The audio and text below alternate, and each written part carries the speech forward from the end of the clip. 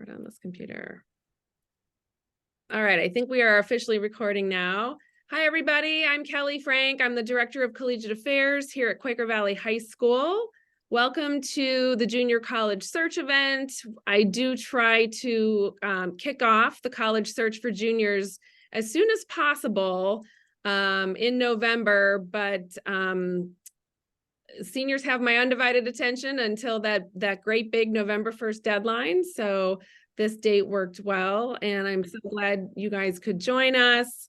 You know, there's just a lot to think about junior year, and I'm going to continue to admit people to our chat here. You know, certainly there's a lot to think about junior year and starting the college search or continuing the college search. Some of you have already gone on some tours and some of you are just starting. So wherever you are in the search, it's nice that you're here and learning more. Just a quick little bit about my background. I spent 10 years in admissions and financial aid before coming to Quaker Valley High School. So I bring that with me as I work with students here and parents here. And this is my 20th year at Quaker Valley. Time really flies. I thought, oh, I'll try this for a year. We'll see how it goes. And I ended up really enjoying working on the high school side. So that's a little bit about me. I have asked our friends at the College of Wooster to join me in this chat because it's just really a great discussion when, you know, we can hear from somebody who's really in the know about how things work on the college side of the desk. And Jen Winge is the director of admission over at Wooster and has graciously agreed to be with us tonight. Her schedule is incredibly busy, and she also has a high schooler, so she can relate to a lot of where we are on many, many levels. And I'm just so appreciative that she's able to be with us tonight. So Jen, I'll turn it over to you. Great. Well, good evening, everyone. It's always a pleasure to connect with our Quaker Valley families and friends. And I've had a chance or I've had the opportunity and honor to work with Ms. Frank since she started at Quaker Valley. That's how long we've known one another. I used to work at Allegheny College as their dean for enrollment, and I was for a short time at the Kiski School, and now I am the vice president for enrollment at the College of Wooster. So I'm always thrilled to keep connections strong with such a great district and super families. So thanks for giving me a chance to share a little bit more about how to kick off your college search and really, you know, try to approach this process with excitement versus anxiety. I know that it can produce some nerves as you think about these next steps and just how incredibly robust the college search options can be. So our goal tonight, obviously, is to provide some very logical first steps as a family, as an individual student, to really help catapult or just give a nice jump start into more conversations, taking advantage of resources and great people like Ms. Frank to support you along the way. So I thought I would just start with some basics, and it's just good reminders for all of us. And as Ms. Frank shared, I have a 17-year-old junior myself, and I know that every junior is in sort of a different space and headspace in particular about thinking about college. You know, some have already visited multiple schools and are looking at websites and making connections with current students or their counselors. And others, like my son, are refusing to do any of that. And so, you know, helping to encourage and nurture these steps, I know can be different for everyone. But first and foremost, I think it's really important, especially for the students that are on the program tonight, is just to remember the most important thing you can do is stay focused in your studies, especially in that junior year. Know that we know that you're being challenged and taking probably some more accelerated courses and being pushed in different ways through the classroom. And so just staying focused on that academic plan and doing your best in those classes, that will pay off, right? Schools see the transcript as really the heart of the application credentials. We like to look at that journey and that trajectory that you've had from 9th grade to senior year. And so just staying on track and staying focused, asking for help when needed, and then, making sure that you're talking with your counselors and your family, especially about what choices you might want to do in your senior year with coursework that's going to continue to challenge you, where you'll still, obviously thrive and be successful. That's going to be really important. So stay focused on those great classes that you have at Quaker Valley. I do know that there seems to be a lot of pressure on this generation to build an activities resume and just have a long list of engagement to show that, you are a leader in and out of the classroom. And I know that there are students out there that thrive on that multitasking, being multifaceted and having multiple activities. And that's great, right? There's going to be places, campuses that are really going to be that are going to benefit from you, but also embrace and provide great opportunities for that. But I think it's also really important to note that this is your time to really explore and develop ways to engage socially, to really hone your organizational skills, your creativity through activities, through service, through a part-time job.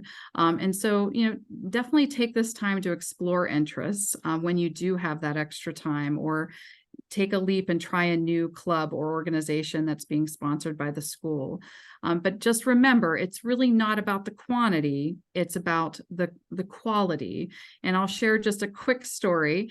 When I was at the Pittsburgh National College Fair, which happens in typically February or March in the spring, so that's coming up for all of you. I was standing behind the table representing my institution, and a mother and son duo came up and we started talking. And he mentioned that he was involved in student government and student council at his high school. And so I said, "Oh, that's great. Tell me, tell me a little bit more about that. In college, it's so designed differently, and you really can make an impact. Is that something that you want to do when you get to college?" And he went, "Oh, no." He's like, "I'm just doing it so it looks good on my application." And his mother gasped, right? She was like, and he said, "What, Mom? I'm just saying the truth. I'm just telling the truth." And I said, "I really appreciate your honesty, but that's probably not what you want to say to anyone else you talk to tonight." But it was just a reminder that, we want you to choose activities that are meaningful to you, right? That you want to participate in, where you have a chance to step out of your comfort zone and maybe be a leader or coordinate or be a part of a team. And so you can then share stories, right? Share real contextual examples of what you learned from those experiences. That will come through an essay. It will come through even just the few characters that you have on the application to explain a particular activity, or of course, an interview that you might be doing with an admissions committee member. You have great resources, right? Not all school districts have the resources that Quaker Valley does. So please, when you get those email reminders, or you're in the Naviance platform and you're, digging into the college search and getting tips about what to do next, take advantage of those opportunities to connect with Ms. Frank, with your school counselors, because they are going to be, obviously your support system through this, but also, of course, they will represent you and advocate for you through this process. So please take advantage of those opportunities.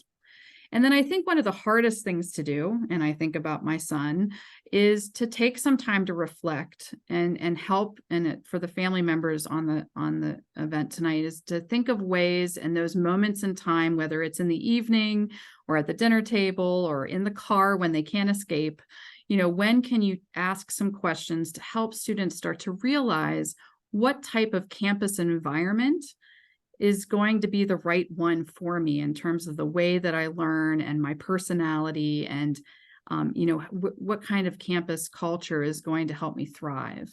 And so some of those questions, are really basic ones, right? Like, do you have an idea of what your goals are to go to college? Like, why do you even want to go?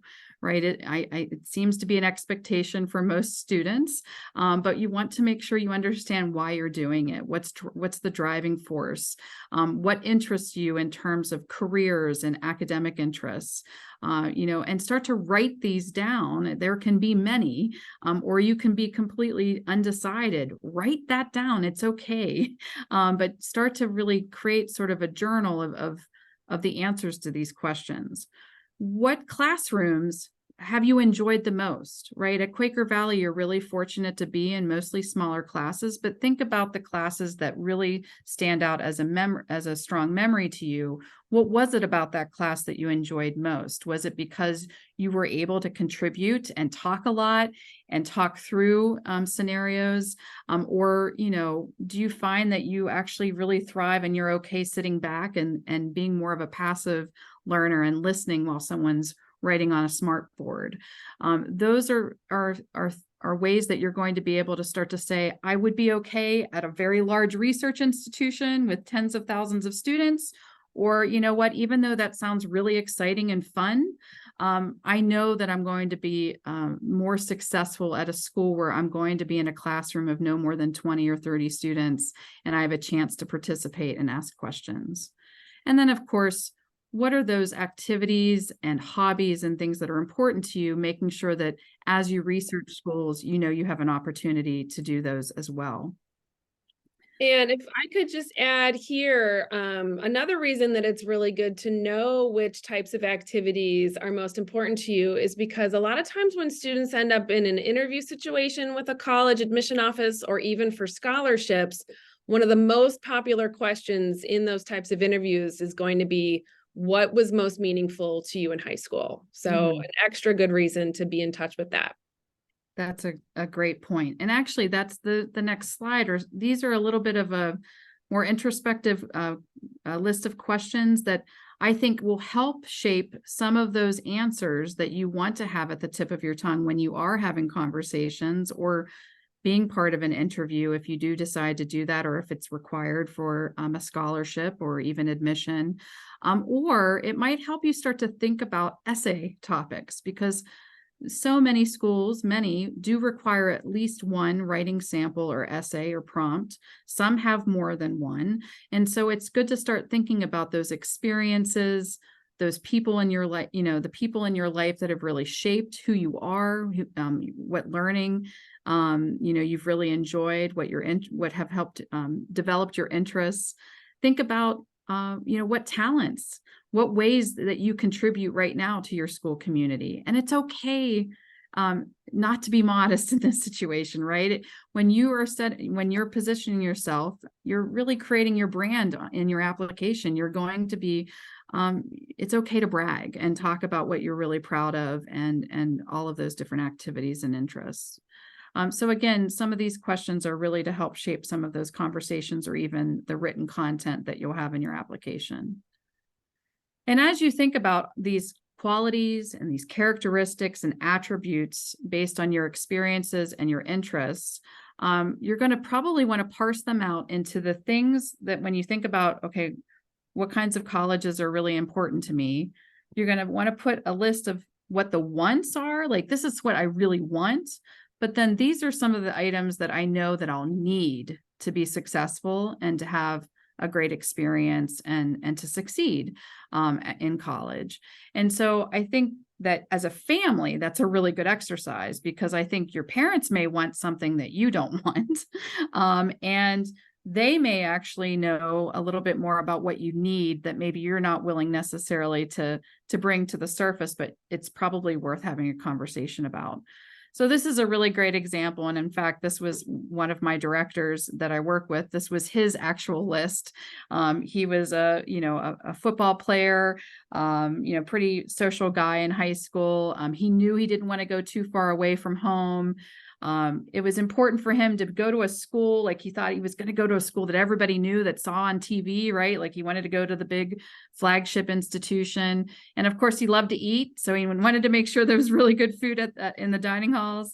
And it was really important for him to participate and be a starter on the football team.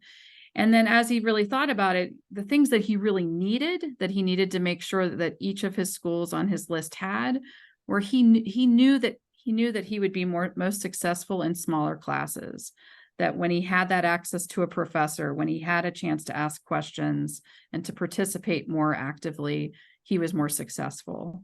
He knew he also should be probably in a more small to medium sized environment, because he needed people to help him stay accountable for his own learning, to show up to class, and to participate. He also realized he needed to look for schools that were going to offer adequate financial aid for him to be able to afford it without too much debt. And then he knew that he needed those mentors around him that were going to support him in different ways, particularly in challenges that he felt he had in high school.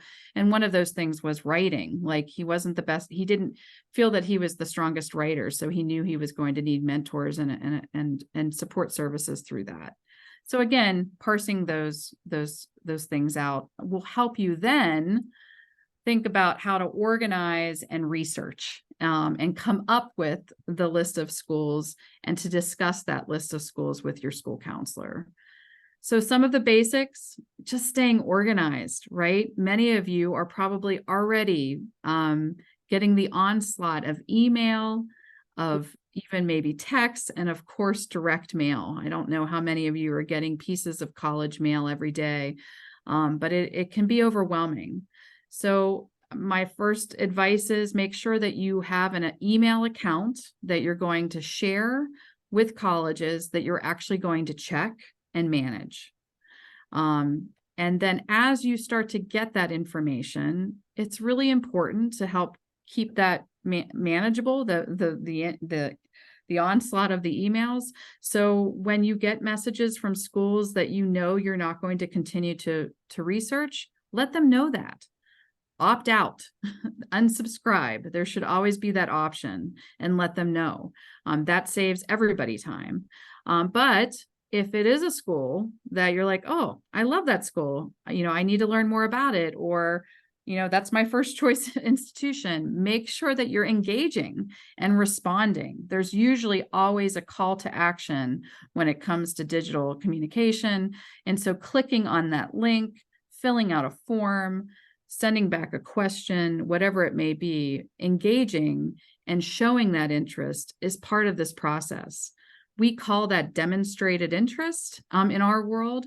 And for some schools, it's actually part of the decision process and the review process for admission. Not all, but over half of the institutions have said in a survey that a student's engagement with the institution, showing interest, actually can influence that overall process. So keep that in mind. As a family, you'll want to figure out, how do we stay organized with deadlines and open house dates and scholarship opportunities? So that might be a calendar in the cloud that you share. It might be a paper calendar on the fridge, but make sure that you're sharing at least a space where you're all aware of different deadlines, because unfortunately, we don't make it easy on you as a family when it comes to application deadlines or federal financial aid deadlines. Like, sometimes it can be different depending on the school. I know we just passed a big threshold deadline of November 1st. The next one is November 15th for a lot of early application deadlines. But again, it all depends on the school. And then I think I'll just add here real quick, especially for students who are listening today, if you're a fall athlete, or if you're involved in the fall drama production, or anything else that sort of, has extra hours in the fall, you have the added pressure of trying to make sure that you do all the things that are necessary to get your applications in by those fall deadlines of often November 1 or sometimes November 15. So the sooner that you can, really reach the end of your college essay, so that, you can get those applications done with as little stress as possible, the better. I've talked to a handful of seniors last week who said, had I known how much time the college application process was going to take, I would have done more in the summer, knowing that I don't have a lot of free time in the fall. I'm in a very involved sport, or, I work a lot of hours at my job. So there's a lot of reasons that students might not have a lot of free time for things like this. And the sooner you can get in front of that, Mhm. the better. Great advice. And in fact, I know that that's sometimes a pretty common question, like how much time should I be spending on this? And I do think it depends on where you are in the process, but here starting in the fall of your junior year, I really like to think of the college search as like a class elective, right? It's not a core, writing course, English course, or your science lab course, but it's that half credit, that half semester um, course that is probably going to have maybe 1 or 2 nights of homework a week, right? And so I think of the college search like having homework for at least an hour a week, if not 2. And that's how you should be thinking about it right now.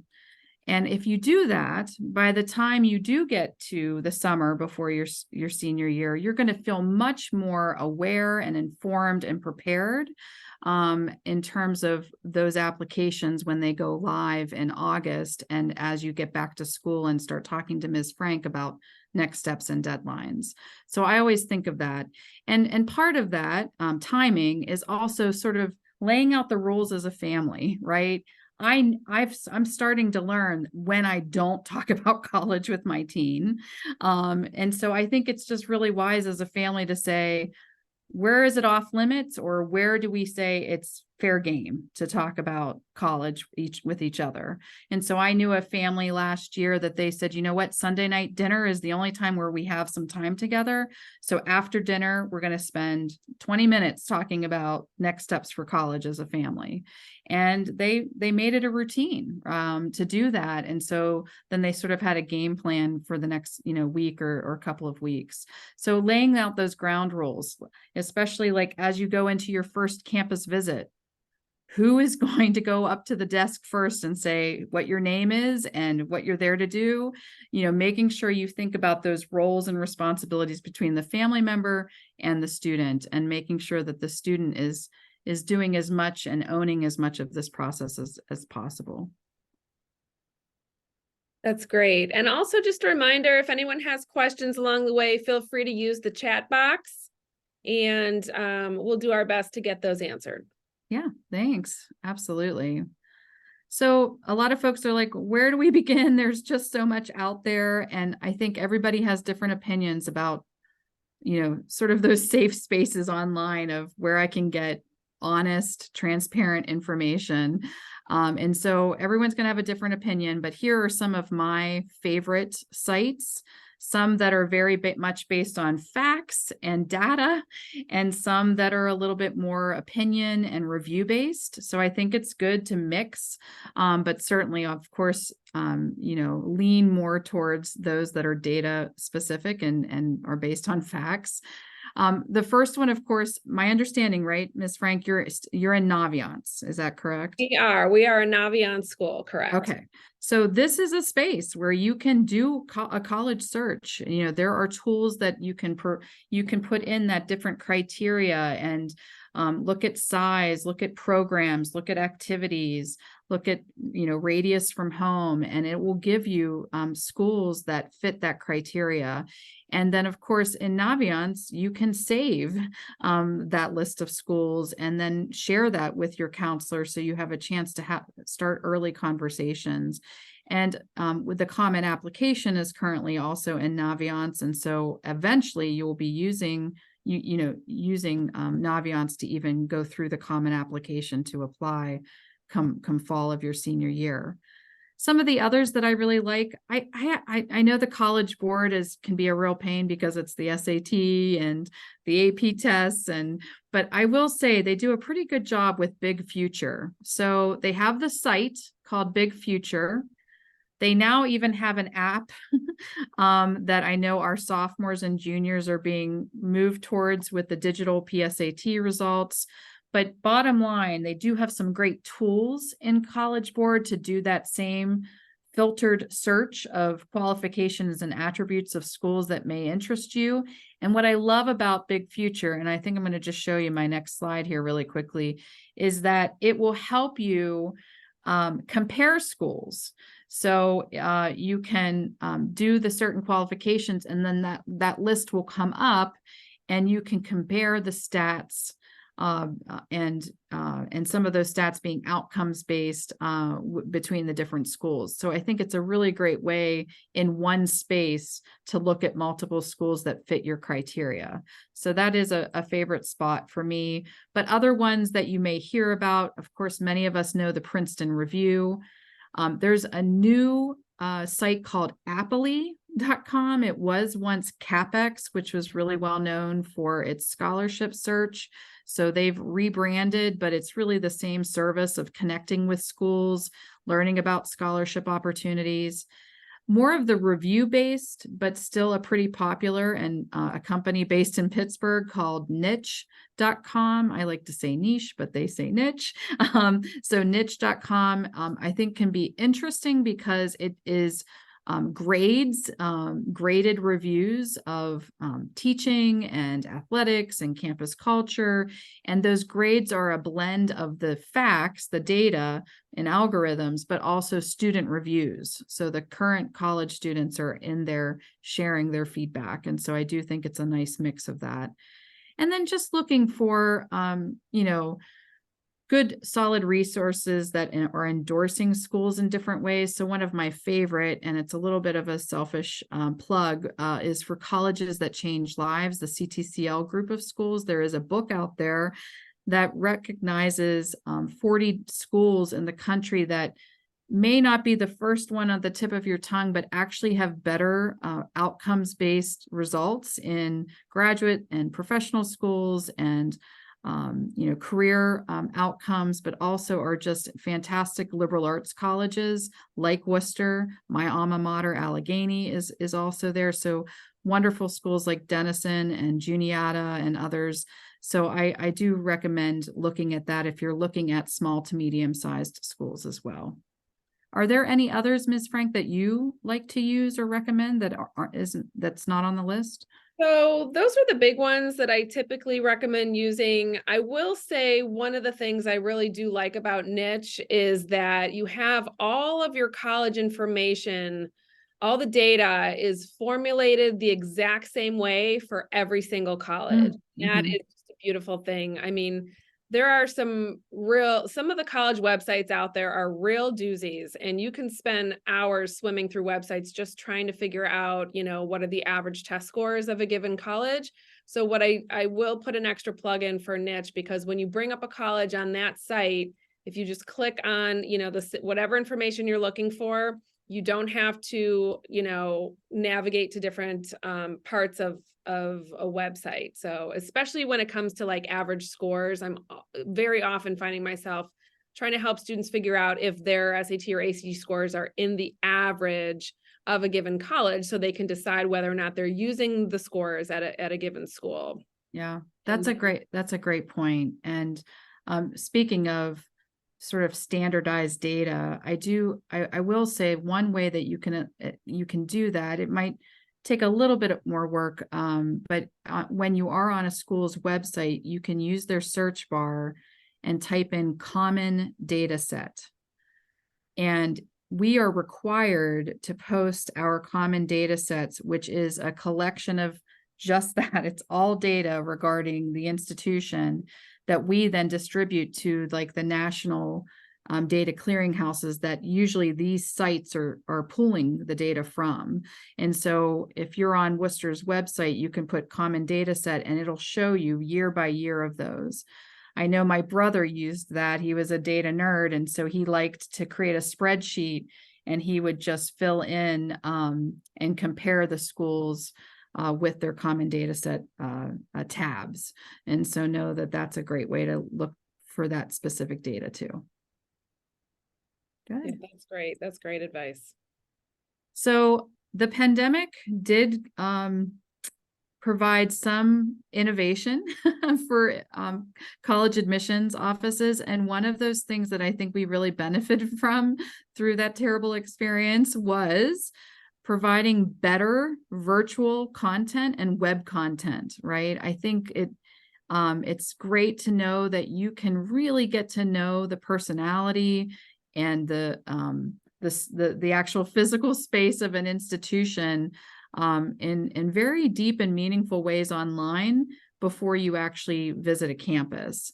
And we have actually found that more families are choosing to do that virtual research a little bit longer than we would like. We'd love for you to come visit a little bit earlier, but we have found that some students are waiting until they get that offer of admission to then make that commitment and investment to visit a campus in person, because there's so much available online. So it never replaces a campus visit. I mean, the campus visit is the best way to know whether a school feels right and will be a good fit for you. But in the meantime, especially as juniors, because you might have a much larger list in mind, these are wonderful resources for you. So uvisit.com is a company that helps to create really interactive, engaging virtual tours that have videos and super images of campuses. I would go there. There are student-generated content and places where you can have direct chats with current students, like in Zeme or in Campus Reel. Of course, individual colleges, they probably have now in their navigation under admissions a visit tab, but then virtual engagement. And so you can see, like, you can sign up for an info session or a chance to talk directly with a student more casually, or maybe sit in on a class online so you can hear from a professor at that college. I know a lot of coaches are taking advantage of Zoom meetings and opportunities to meet the team through virtual info sessions. So please know that these are great ways to connect, particularly if it's a big investment for you, or you're just very busy and can't make those visits right away. Many of you are already on TikTok and Instagram and other places, and so are colleges. So you could do those searches and see not only the institutional content that we produce, but you probably can find some student-centered content too, which gives you a good sense of the campus culture. But as I mentioned, the best way to learn whether a school is going to be a good fit, and probably the best way to demonstrate interest to your top institutions, is to make a visit. And so I know that you'll work with Ms. Frank and figuring out with your family when that makes sense for you based on your calendar and your activities. But it does take a little bit of research. You want to schedule in advance. You don't want to just show up, because scheduling in advance does give an opportunity maybe to schedule out some other options and engage in ways to engage with folks on campus. And I think that that's my biggest advice, is especially to the family members, is not to force it. Like, that you want to make sure that you're doing the activities on a campus that are appropriate for you and your student at that time or that stage in this cycle. So it's pretty obvious to me when I have a sophomore or a junior especially in the fall when they're just beginning, when they show up to campus and their parents sign them up for an interview. And you could tell they do not want to be in that interview. They're just not ready to engage and to share much through that conversation. And at Worcester, that's not a bad thing. Our interviews are non-evaluative, but at some schools, they are evaluative. So first, it's good to ask, is the interview available? And if it is it evaluative or not? And then decide as a family when you're ready to do that, because maybe now is not the time and you want to wait till the fall or the summer of your senior year. But when you do have a chance to take some time outside of just the typical tour or an info session, I would make sure you build in that extra time. I know it's easy to say, okay, we're going to head over to Ohio and we're going to visit Worcester and Oberlin and Denison, because they're all within about an hour to an hour and a half of each other. That's a lot in one day. So I wouldn't typically do that to anyone. Usually no more than 2 in a day. But to give that time to sit and do some people watching in the dining hall, to pick up a school newspaper, to venture out into the greater city and campus community or beyond the campus, so you can get an idea of what that looks like. So making sure you build in that extra experience. And then I think it's really important to document it, whether it's through, images on your phone, whether you jot down on your phone or in a notebook, or even just the materials that you get when you come to visit. Jot down those immediate reactions when you get in the car. What did you like most about the institution? What were things that you forgot to ask about that you need to learn more about? And what didn't you like? Because as you do multiple visits, they're going to start to run together. So make sure you journal that in some way so you have a chance to look back and reflect. I didn't know, Ms. Frank, if you wanted to talk any more about visiting and engaging or demonstrated interest, but I know we wanted to just touch upon testing. Yeah, the only other thing I would add probably to visits, check ahead of time to see if you can meet with somebody in a major, if you've identified a particular major that might interest you. Sometimes they do have folks on campus willing to walk you through the curriculum, and then plenty of students are undecided and they're just trying to get a feel for the campus, which is fine. But if you do have a student who is particular and has zeroed in on a field, those can be really, really helpful, those meetings with faculty. I have found like no two international business programs are set up the same way. Some have a very different flavor from one another. So, that's something maybe to check on when you're visiting. Yeah. And that's why as juniors, I do like the open house structure versus an individual visit, because the open houses normally are really rich in content and provide those opportunities without you feeling like you're going to be in a professor's office one-on-one. If you're not quite ready for that, they may have a fair type setting where they're behind tables to answer general questions, or they might be doing particular panel sessions where you can sit in the crowd, listen in, and then raise your hand at the end or pop over at the end to ask an individual question. So depending on what your comfort level is or how much you want to dive in, the open houses tend to really provide a nice overview. And then a second visit, depending on, where you are in the process, you can really do more of an individualized visit. And schools like Worcester, we will have a full day for you if you'd like, where you can attend classes, have meetings, talk with a coach, meet with learning support, whatever it is that you want to do. So know that many schools will customize that based on your interests. So the tests, some of you love them, right? And some of you dread them. So know that through the pandemic, we've also learned a lot as institutions of whether the tests are critical in our overall admission review.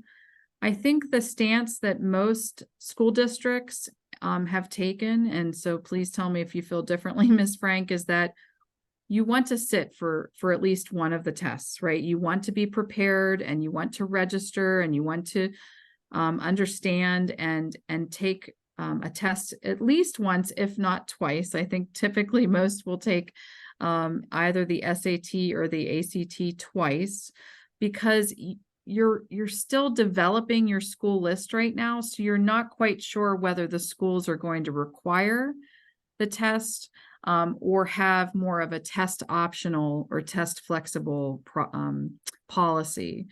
And also some larger institutions with different schools, some schools may require a test and some may not. So it depends on the program that you might be applying to, depending on the institution. So I'm going to turn things over to Ms. Frank, because I feel like this is, you probably have some good direction for your families on this. Yeah, that definitely flows with my recommendation. I almost always say try to get 2 tests in between, I'd say now and the end of junior year. Once you have an SAT on file and an ACT on file, you'll be able to see which test works best for you. The ACT has a science section, so for the science students, that can put their best foot forward. Not always, the SAT is more reasoning and analysis, whereas the ACT is supposed to be a little bit more reflective of the high school curriculum. And I find students who are better at memorization tend to do better on the ACT test. Colleges that are requiring them typically have no preference between the two. Whichever the student wants to send in is fine. And yes, it's true that most colleges are waiving those tests, but you will find them required once in a while. At big schools, I know Purdue was still requiring them. The University of Tennessee was still requiring them, the military academies, things like that. So, and you do find some majors want them, even if other majors at the same university are waiving them. And once in a while, you'll find a scholarship is asking for the test scores as well. So definitely a good idea to have a couple of them on file so that come application time, you can decide if you're sending or not sending. Yeah, great advice. Good. At the College of Worcester, we are test optional. We actually had planned to announce that right before the pandemic. Our students were known for research at Worcester, and our students did their own research on whether it was a viable component of the admission process that helped to predict success once here. And we determined that we didn't need it as part of that process. But we also understand many of you find that it is something you're proud of, and that it helps to really support the other parts of your application credentials. So what we mean by test optional is it's up to you whether you want to include it. And if you do, know that many schools like Worcester will use it as one of those supporting materials. And so I see it like as a really good counselor recommendation, right? It helps to support what I'm seeing on the transcript, or it's helping to tell a little bit of a different story and something that I might want to learn more about. At Worcester, we don't use tests as part of our merit aid evaluation because we want to keep that playing field level for all students. So that's a good question to ask too, is do I need the test score for any merit scholarships, or would it make a difference? Speaking of, I know that this was just, I remember a couple of years ago, we wanted to talk about like, how do you dig in and ask questions or investigate a little bit more about special programs outside of just the typical academic major. So just some reminders that as you're starting to explore websites or have conversations at college fairs or doing that research, especially when you think about how to stay organized, you want to understand the different merit aid opportunities and scholarships that each institution does provide and what the steps are to qualify for those. Many schools will have you just apply, right, by using either the common application or perhaps the coalition application. And just doing that will have you go through a scholarship eligibility process, and you'll learn of the scholarship at the time of admission. But then many schools will have additional scholarships where there's additional steps, whether that's an additional application that has an essay, perhaps it has an interview, or even a required audition or on-campus event. So keep that in mind. But some wonderful ways to learn about scholarships that are not necessarily tied to an institution are those websites that I mentioned. So Appley or FastWeb, doing some exploration of what we call external or outside scholarships can be really beneficial for families, because many schools will just take those outside scholarships and allow you to add them to the financial aid that you're receiving from them as an institution. That's what Worcester does. And so know that that's a wonderful way to help finance, and also sometimes easy money that's out there that many students aren't aware of. Yeah, and right here at Quaker Valley, parents of juniors may not yet know there's a good handful of scholarships that are only available to Quaker Valley students. So when I get those applications from the donors, I do email them out to the class. And I do copy parents, as you may have noticed, on every email that I send the students, so you're in the loop. And we have somewhere between 15 and 20 scholarships only available to Quaker Valley students. So Naviance has been a great bulletin board for all the scholarships that we've heard of, even those that are not just available to QV kids, but I will specifically email out the ones that kids should focus on first. Great. Excellent. And then I know it's almost commonplace just to expect that colleges and universities provide experiential learning and career preparation activity as part of the co-curricular, right? You have your classroom experience, but then we also want to make sure that you're building a resume and exploring careers and setting yourself up for great next steps.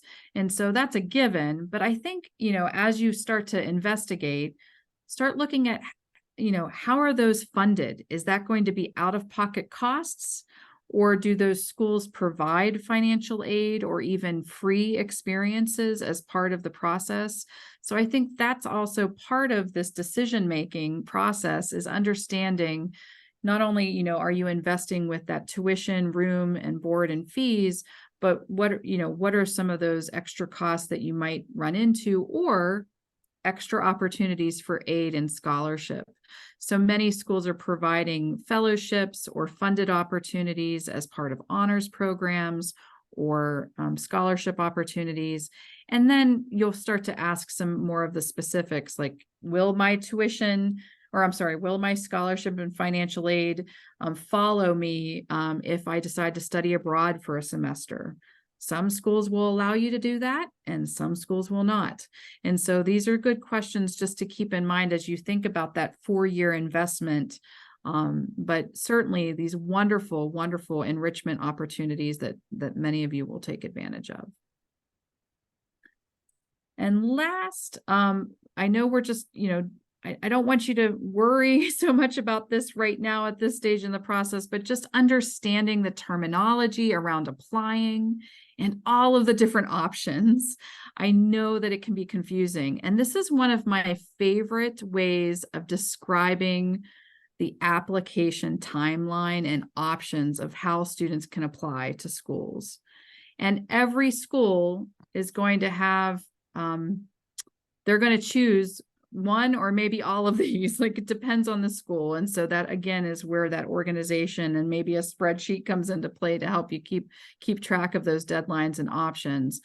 But I think this is a great resource. So this helps with the definitions around those different windows of time and those deadline-driven application timelines, and understanding what it means for you as a family. So on the left side of the vertical line, we have the types of timelines and methods to apply to a school that we call non-binding or non-restrictive. They don't have sort of contractual agreements or limitations about how you go about your application process, especially with other institutions. And on the right side of the vertical line are usually those that you hear probably most about in the media, but the idea of having more of a binding agreement or contract or restriction around applying just to maybe one school under those windows of opportunity. So at Worcester, for instance, we give lots of options because we know that every student is in a different place in terms of when they want to apply, when they want to hear an admission decision, and when ultimately they want to commit. And so we do have the non-restrictive early action opportunity that about 60% of our applicants take advantage of. This has a November 15th deadline, so it's earlier in your senior year. You learn of an admission decision by the end of December, so just a little over a month after you had turned in your application.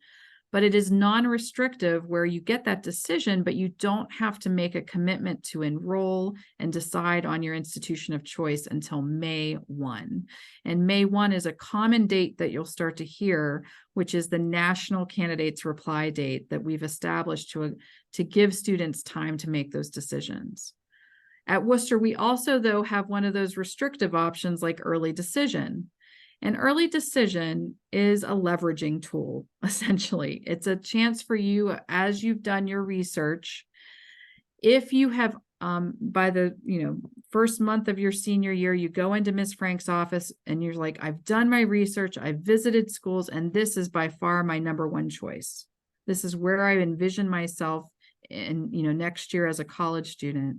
And my parents and I have talked about it, and we feel that it's an affordable choice for us based on what we think we might be eligible for. And I'd like to move forward with early decision.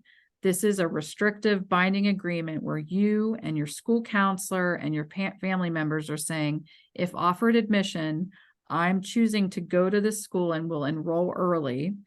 And I'm withdrawing up applications from other institutions.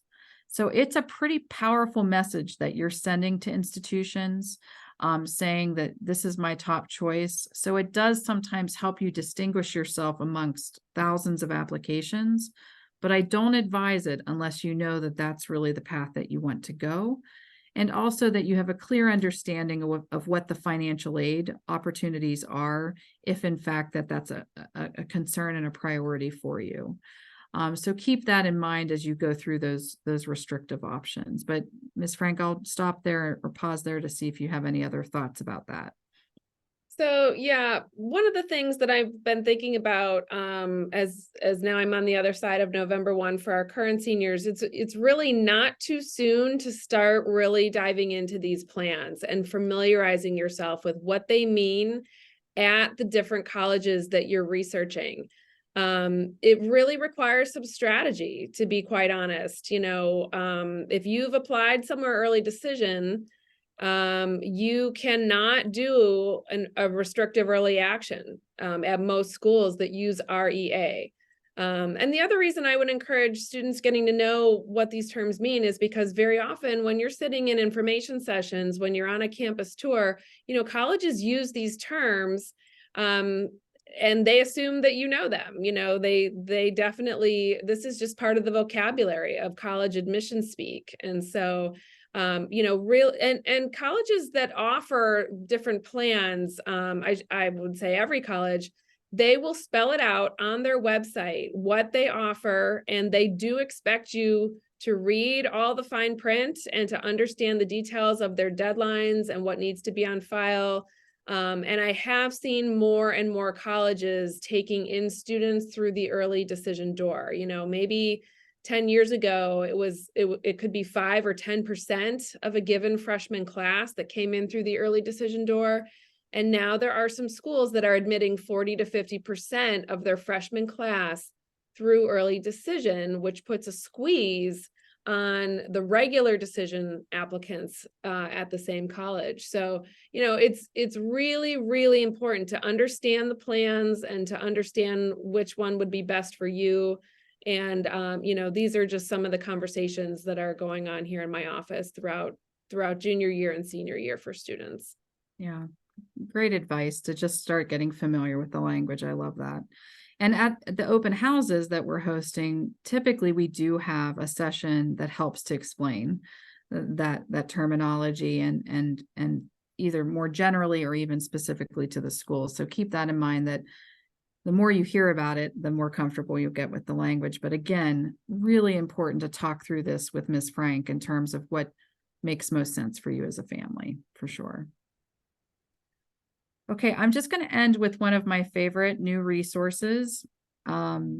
So there are a lot of books and resources out there, but this is one of my favorites because it comes from someone who is not in our industry, but who is an expert on really helping families and just consumers invest and sort of understand the ins and outs of investing.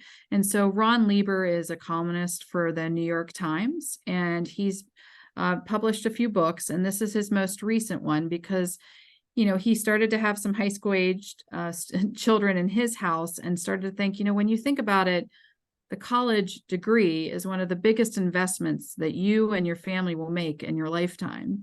And so he wanted to really pull back the curtain on not necessarily how to pay for college, but what is worth investing in and how to assess that, right? How to become really smart and savvy consumers as you start to explore schools. And so there's some really great sections on here about merit aid, about early decision and leveraging and really representing yourself in different ways through the application. But there's also a whole section on what is actually worth paying for and how to assess that when you're on a college campus or reading about it online, and what questions to ask to really understand, is this college committed or invested in career services, in the value of diversity in the classroom, in their educators, right? Or do they have good teachers that are committed to my student? And I love this because also through the book, at the end of that section on value, he says, here's one college that represents all of these value attributes best, and it's Worcester. So it's a little bit of a promotional plug there for Worcester, but really the book itself, I think, is a great tool for this college research if you're wanting a little bit more of a view, especially about merit aid and financial aid transparency. It's good for that too. All right, I know we're at the top of the hour, Ms. Frank. I hope that was helpful, but I will stop there to see if folks have questions. Yeah, that is so incredibly helpful. I am happy to endorse that book as well, because I am all for colleges that are doing great things for kids. And there are some colleges out there that want to be all things to all kids, and I don't know that they always deliver that correctly, but I think Worcester is definitely a place that has a very strong focus on the mentoring of students and the research, and they know who they are. So it's definitely a school worth considering. Speaking of financial aid and paying for college, we do have another evening in December on the financial aid process. We have our FIA expert who will conduct our financial aid night. That is on Monday, December 11th, I believe. That's a Monday. And hopefully by then we are going to have a little more information on the new FAFSA that will be coming out. And juniors, you might feel like it's a little soon to learn about this. It is not. It is never too soon to learn about how one goes about paying for college. So feel free to join us for that session, and hopefully we'll get some good information about all the changes coming to the financial aid process. Yeah. We did also have a student. Oh, I'm sorry, Jen, did you want to add something? No, I was just going to say that thank goodness the families on the call are not going to have to deal with the newness of the new FAFSA this year and the delays that we're all running into. You're going to be in really good shape, and it's actually probably going to be a much better tool than it has been in the past. So you're in good shape. For sure. All the bugs will be worked out for the class of 25.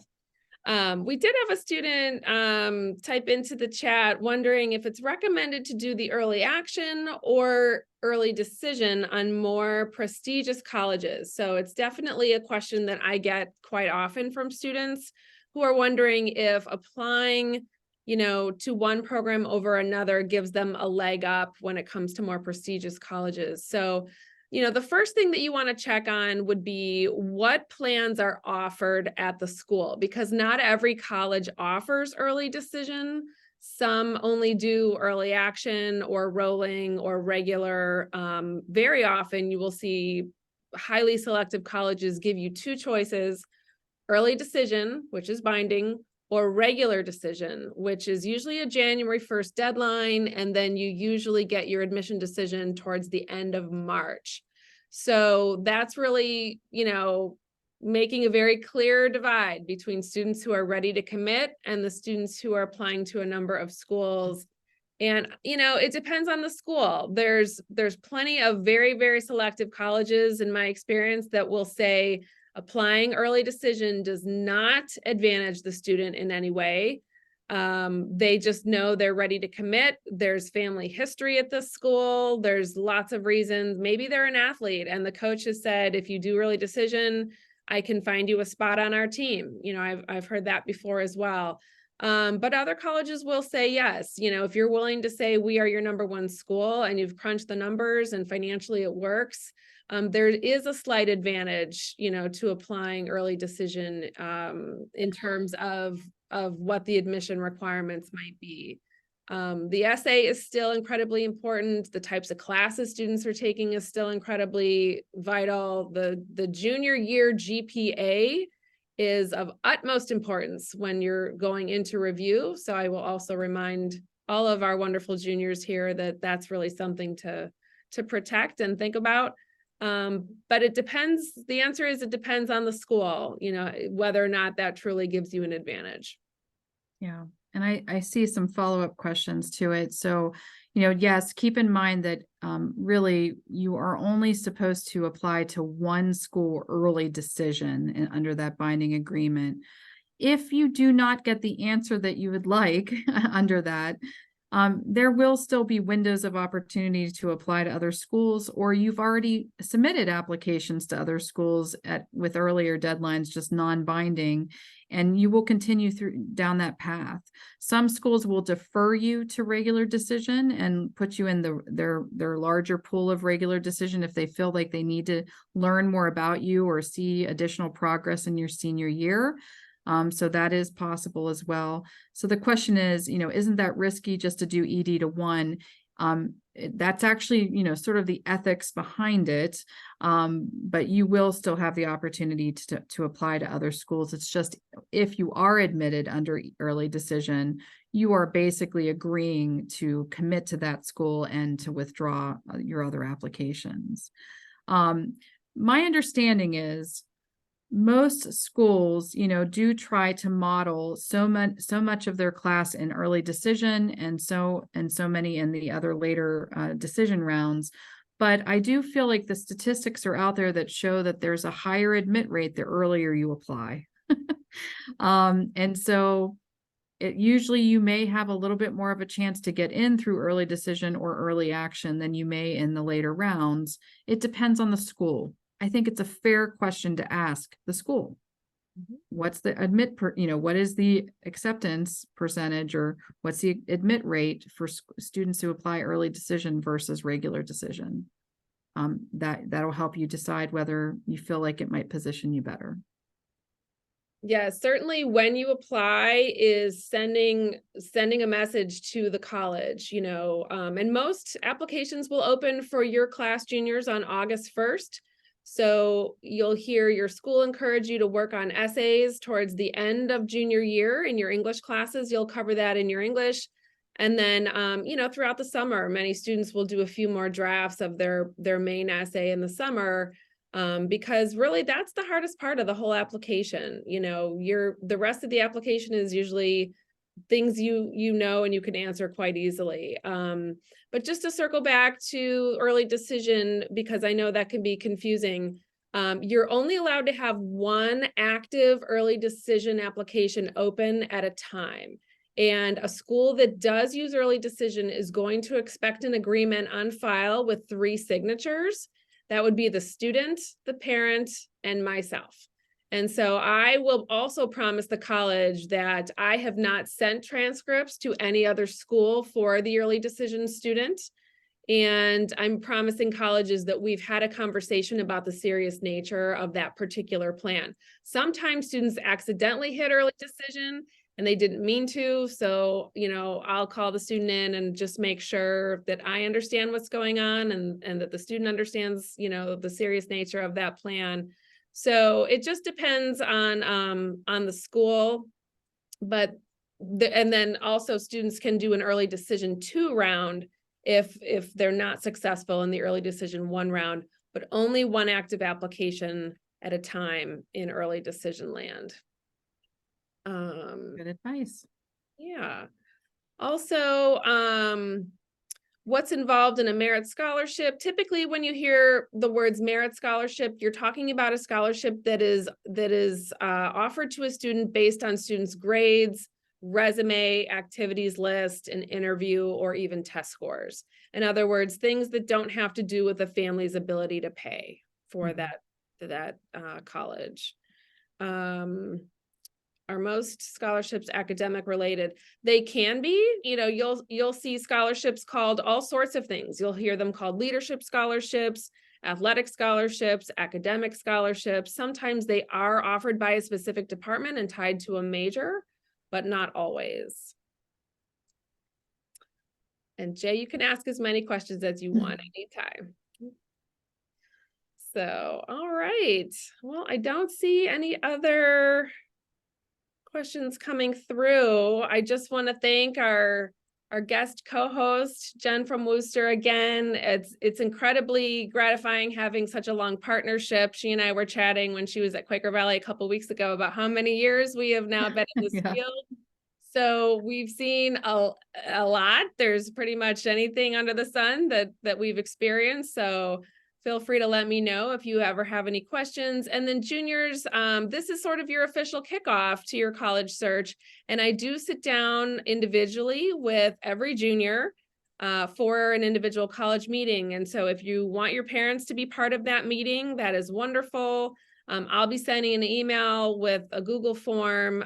But if you want to get a jump on those meetings, I'm here during conference days, the Monday and Tuesday before Thanksgiving. We can meet then, or really anytime that's good for you and your family. So just feel free to let me know, and we will solve all the world's problems together. So, Well, thanks for having me, and I enjoyed the conversation, and I hope it was helpful. So have a great night. absolutely. Thanks, everybody. Have a good night. Thanks. Bye-bye. Thank you.